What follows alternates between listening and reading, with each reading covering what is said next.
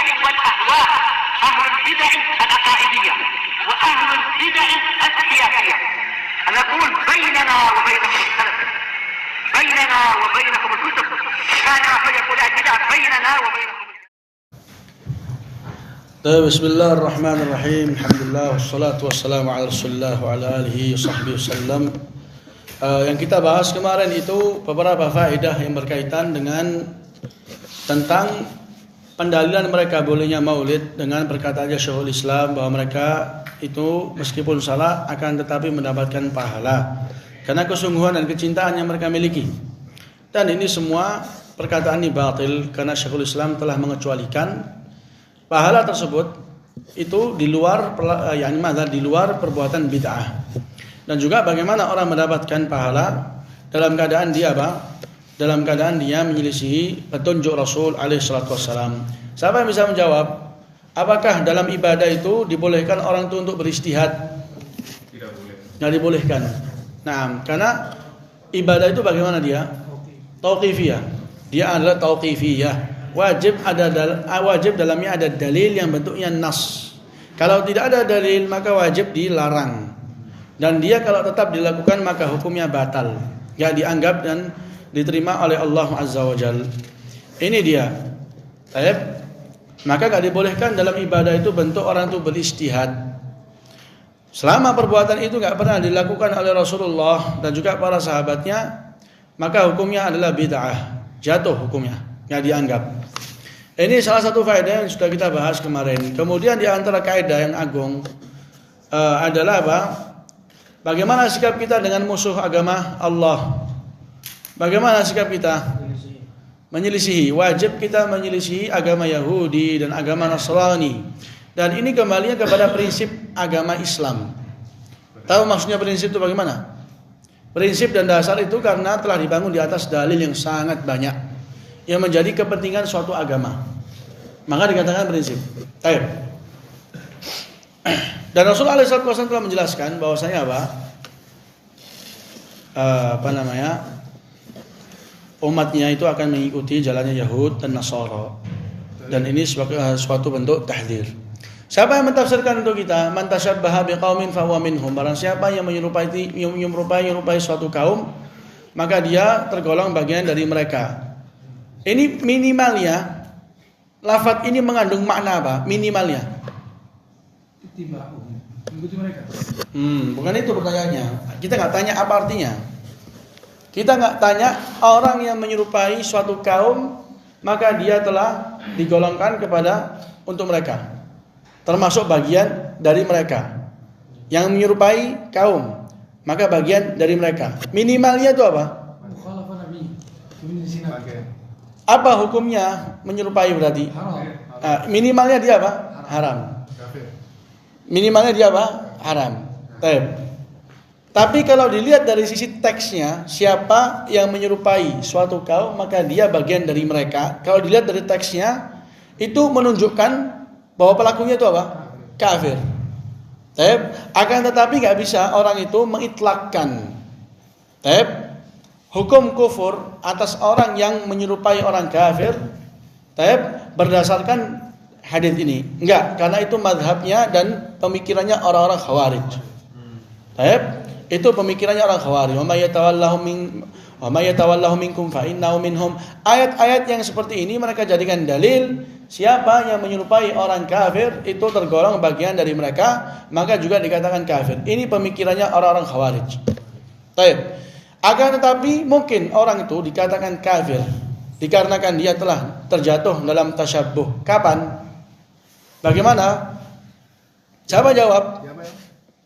Kapan tasyabbuh itu dikatakan pelakunya kafir? Ketika syubhatnya telah diangkat. Coba dijelaskan dulu. Ya, syubhat tentang tata cara. Artinya tidak ada penghalang di sana. Sehingga dia itu tahu ini hal yang dilarang. Tidak ada di sana itu hal-hal yang mencegah pemahaman. Itu mungkin pembahasannya lebih tinggi. Itu kelasnya sangat tinggi itu. Nanti insyaallah. Sangat gampang kok pertanyaannya. Kalau dia menyerupai yang serupa. Dia ini ingin menjelaskan cuman enggak ini teksnya. Siapa yang nambah? Siapa yang bantu? Udah mengarah. Peribadatannya orang Naam, itu diantaranya. Siapa yang mengikuti peribadatannya orang kafir? Atau siapa nambah? Mengagungkan apa yang diagungkan oleh mereka, yang dimana itu termasuk syiar. Mengikuti walatnya mereka. Tep, syiarnya ini loh antum harus pegang. Wah, hari Natal. Tep, naam, itu diantara ini syiar agama mereka kalau diikuti, memakai salib juga diikuti. Tep, itu semua salah satu pembatal agama Islam. Itu semua pembatal agama Islam. Tep, ini yang kita ambil kemarin ya. Ini kita ambil kemarin. Qala hafizahullah taala, perhatikan insyaallah ini, perhatikan. Wa qala Syekh Ibnu Utsaimin rahimahullah, wa laysa al-ma'na annahu kafir, walakin minhum fi az-zay wal hay'ah.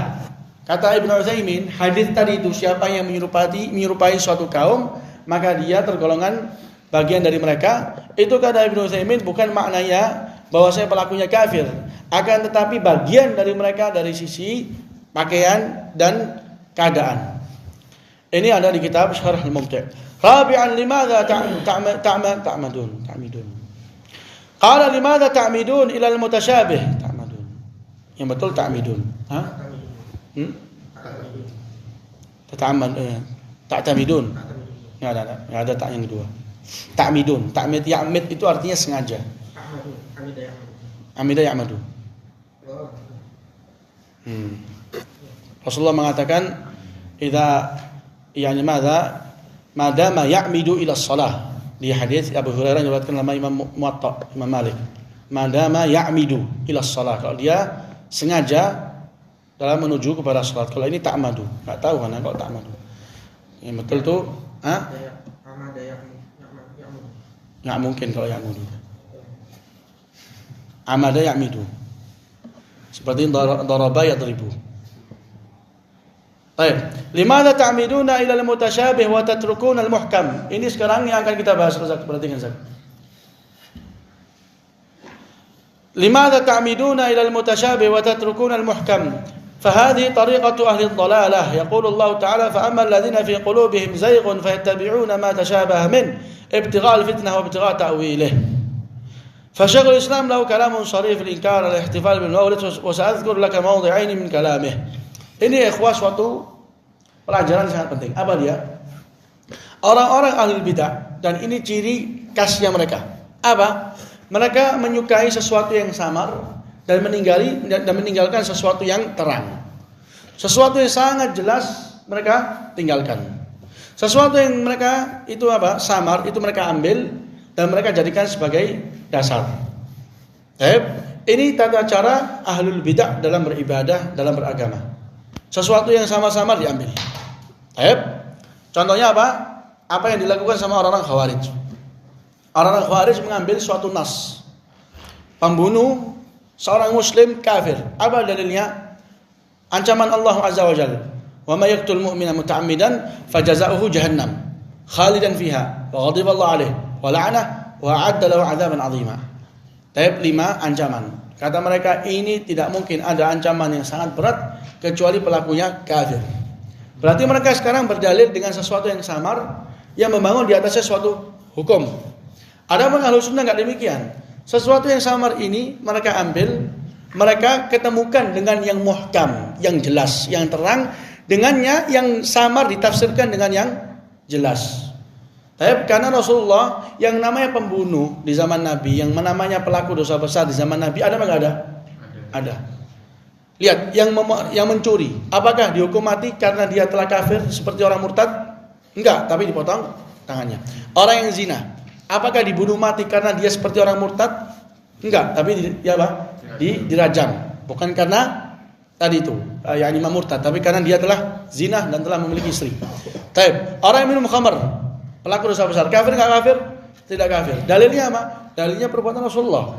Tidak dibunuh karena murtad, tapi dicambuk 100 atau 40 kali di zaman Nabi, 80 kali di zaman Umar Ibn Al-Khattab. Ini semua banyak sekali dalil-dalil yang sangat terang pelaku dosa besar tidak kafir. Jadi sesuatu yang samar, ini pelaku orang yang yakni yang membunuh seorang muslim, itu kata Allah masuk jahanam, kekal di dalamnya. Kata para ulama bukan kekal dalam arti selama-lamanya seperti orang yang kafir, bukan, tapi tinggal lama. Dan orang yang tinggal lama itu juga bisa dikatakan kekal, karena memang sangat lamanya tinggal di dalam tempat tersebut. Atau kata para ulama, ini suatu bentuk ancaman. Bukan berarti Allah Azza wa Jalla ingin mendudukkan pelaku dosa besar seperti orang kafir. Jadi intinya apa?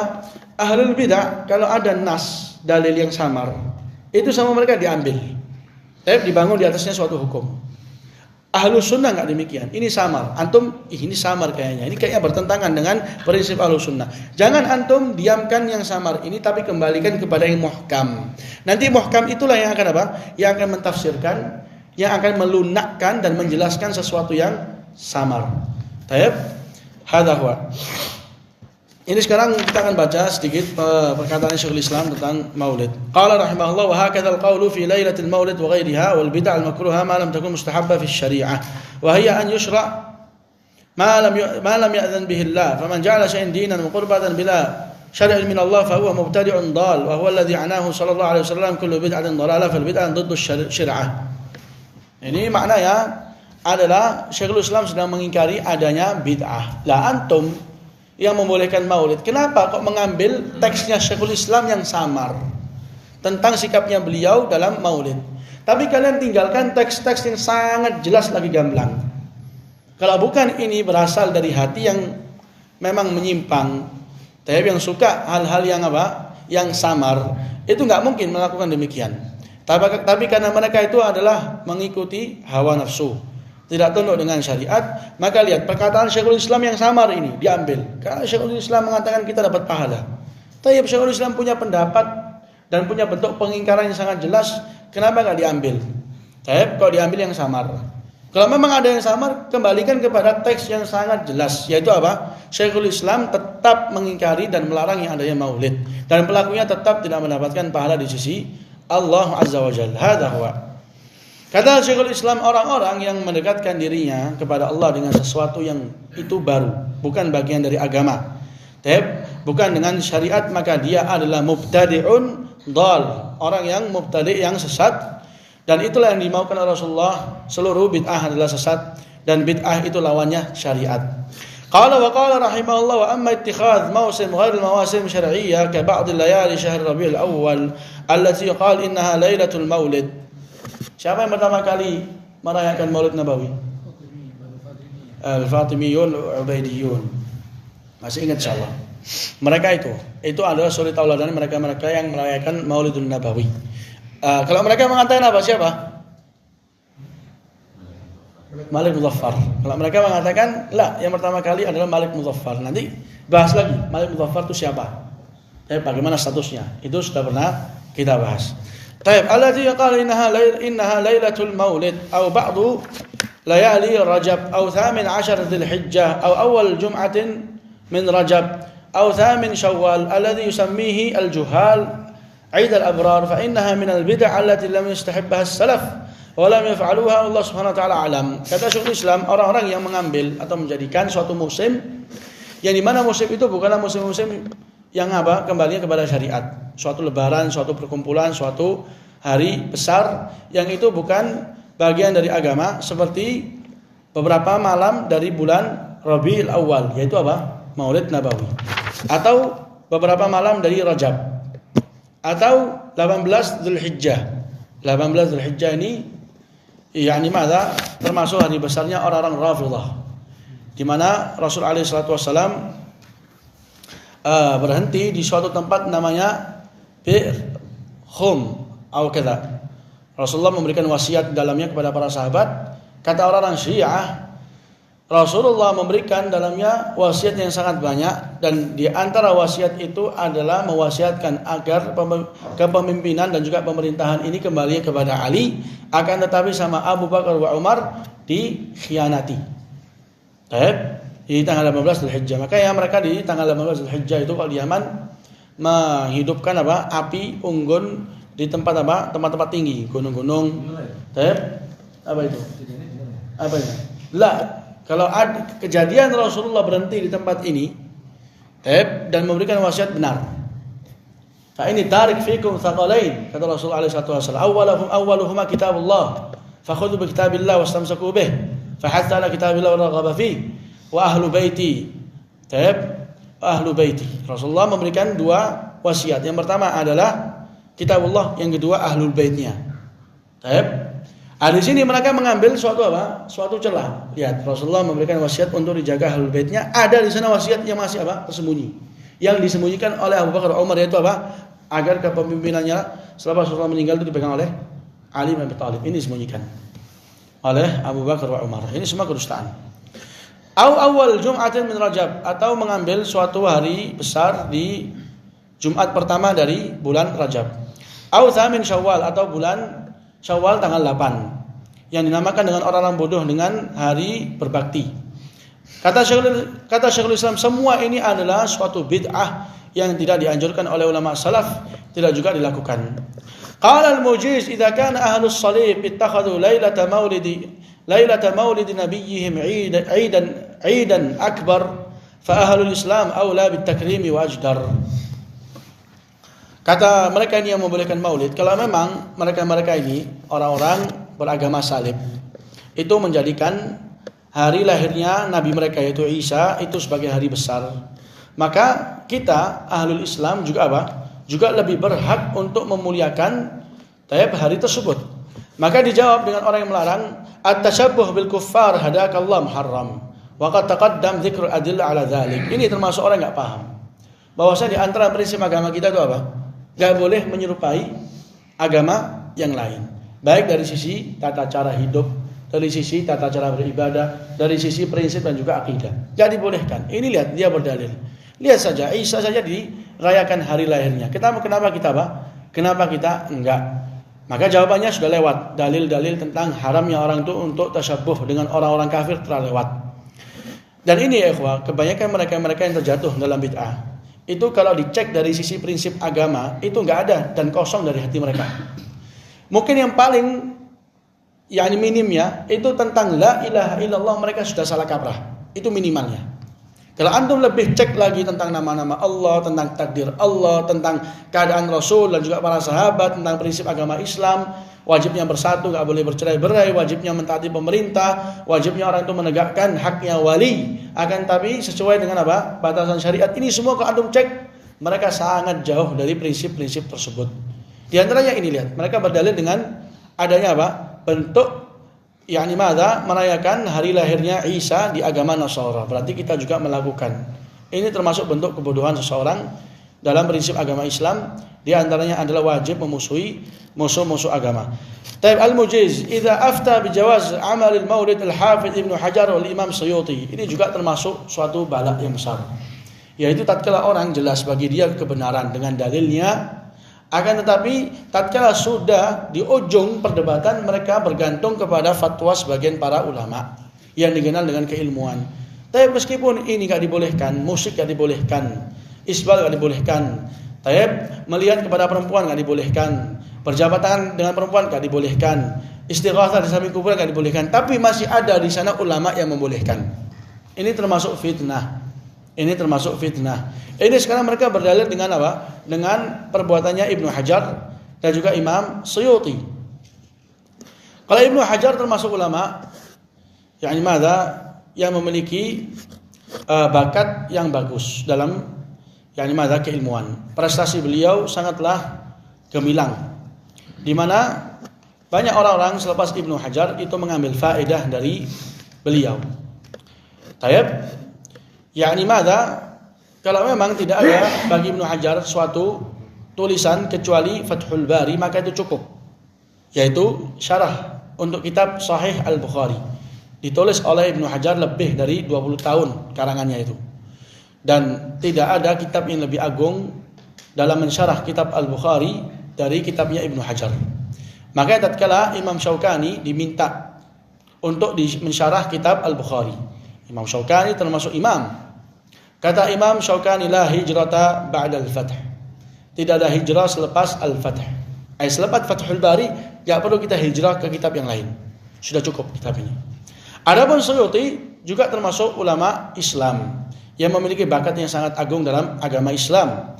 Tidak ada suatu bidang dalam bidang-bidang ilmu kecuali beliau telah memiliki dalamnya apa? Tulisan yang khusus.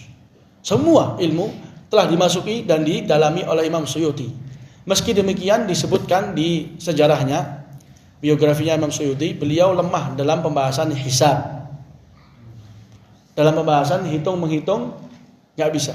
Tapi kalau antum masuk dalam ilmu nahwu, dia menulis lebih dari 1000 pantun untuk ilmu nahwu, ilmu saraf, ilmu hadis, ilmu mantik. Dia punya semua. Tidak ada ilmu kecuali dia masuk dalamnya. Lebih dari 200 tulisan yang dimiliki oleh Imam Suyuti. Tapi kalau lihat dari sisi keilmuannya, cara menghitung, hisab, faraid, itu nggak mampu. Ini yang disebutkan. Kedua ulama ini membolehkan maulid. Antum sekarang siapa? Kalau antum pura-pura mengangkat diri antum sebagai alim, antum ini ya akan mungkin menyamai kedudukan para ulama yang barusan kita sebutkan, Ibnu Hajar dan juga Suyuti. Qala al-Mani idza qara'ta kalam hadain al-imamain fa innaka takhruj bima ya'ti. Awalan anna asla 'amal al-maulid bid'atun lam tunqal 'an as-salaf as-salih fi al-qurun al-mufaddala. Thaniyan أثبت الحافظ ابن حجر رحمه الله أن هذه البدع اشتملت على محاسن ومساوئ، فكيف يعرف المحاسن من المساوئ؟ وطباع الناس تختلف من رجال لآخر، من رجل لآخر، فهذا يراه حسنا وهذا يراه سيئا. ثالثا السيوطي جوز ذلك بضوابط بقوله قراءة ما تيسر من القرآن ورواية الأخبار الواردة في بداية أمر النبي صلى الله عليه وعلى آله وسلم وما وقع له في مولده من الآيات ثم يمد لهم سماط يأكلونه وينصرفون من غير زيادة على ذلك، فهل أنتم مقتصرون على هذه الأمور فقط؟ وإلا كما هو الواقع أنكم تأتون بأبيات شركية أو فيها غلو وربما في بعض البلاد يختلط الرجال بالنساء أثناء الاحتفال. Ini suatu faedah yang sangat bagus, kita tutup dengannya majelis. Dua imam ini yang membolehkan maulid, menurut anggapan mereka, itu pada asalnya Imam Ibnu Hajar sendiri mengakui maulid itu mencakup atas dua perkara, kebaikan dan keburukan. Tapi sekarang kalau memang kata Ibnu Hajar demikian, bagaimana seseorang itu mampu untuk membedakan ini kebaikan, ini keburukan? Dalam keadaan watak dan pemikiran manusia itu berbeda-beda. Ini ngelihat ini bagus, yang satunya bilang lah ini nggak bagus. Jadi kalau memang demikian wajib ditimbang dengan timbangan syariat, dengannya orang itu bersatu di atasnya. Ini perkataan Ibnu Hajar. Dan Suyuti yang membolehkan pun demikian, tidak membolehkan secara mutlak, tapi memiliki di dalamnya beberapa catatan yang penting. Kata Imam Suyuti, yang dilakukan dalam perayaan Maulidun Nabawi itu membaca Quran, membaca tentang kabar dan juga ceritanya Rasul alaihissalam di awal beliau diutus, dan juga tentang kelahirannya, Rasul alaihissalam. Kemudian dihidangkan suatu makanan, mereka memakan hidangan tersebut, kemudian pergi pulang, tidak ditambah di atas hal-hal itu apapun. Ini perkataannya Imam Suyuti tatkala membolehkan Maulid Nabawi. Tapi kalian ini sekarang cocok apa enggak dengan perkataannya Suyuti? Apakah kalian sekarang itu berjumpa dengan catatan yang disebutkan oleh Imam Suyuti? Abadan. Sekarang mereka itu dalam Maulid Nabawi ada dalamnya itu Saya menyebutkan qasidah yang dalamnya itu apa maknanya? Kesyirikan, ada juga makna asmara. Tapi belum lagi bercampur lagi perempuan, belum lagi dalamnya ada gendang, ada gajah. Banyak sekali, gak cocok dengan para ulama yang dijadikan sebagai panutan. Jadi ini suatu faedah yang bagus malam ini. Jadi Indak Syarif, orang-orang yang membolehkan maulid itu mencontoh siapa? Wallahu a'lam. Memang betul, Allah alam. Nah, jazakallah khair. Ada? Ikutin Said. Contoh Malik Dhafar atau Fatimiyun. Ada. Jawab bila insyaallah. Anda. Anda Muhammad. Siapa suri tauladannya, Mat? Suri tauladannya mereka itu siapa? Baru saja kita baca. Mereka itu ngelihat agama lain, ini mereka aja. Anda. Hah? Anda. Suyuti, Saukani.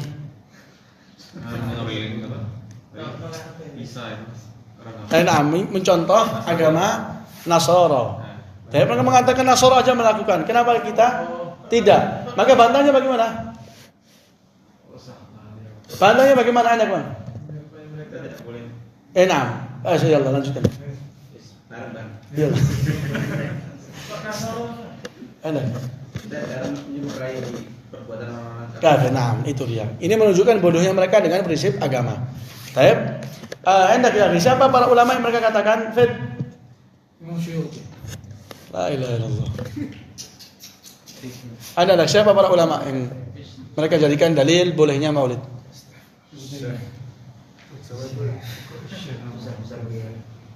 Diperhatikan.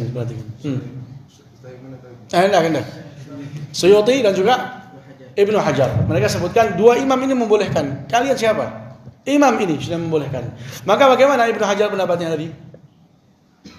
Yang membolehkan dari kalangan para ulama membolehkan maulid, itu bagaimana keadaan mereka waktu membolehkan? Anda syarah. Anda maaf.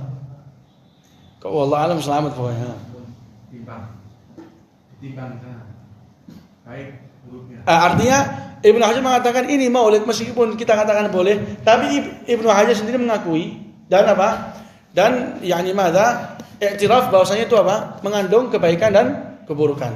Taib Suyuti. Kalau Suyuti Ada kriterianya dia. Ada catatan, apa catatannya tadi? Membaca Quran. Makan terus pergi. Langsung makan. Baca Quran apa lagi? Menceritakan tentang sejarah Rasul alaihissalam. Baru dikedepankan hidangan akan kemudian apa? Pergi, enggak menambahkan sama sekali di atasnya sesuatu. Ini semua mereka enggak ada satupun dari perbuatan mereka cocok dengan apa yang disebutkan dengan Imam Suyuti. Kecuali tadi itu membaca sirahnya Rasul, membaca ayat. Akan tetapi mereka tambahkan dalamnya itu apa? Bentuk hulu dan juga hal-hal yang mungkar. Wallahu taala alam. Walhamdulillahirabbil alamin.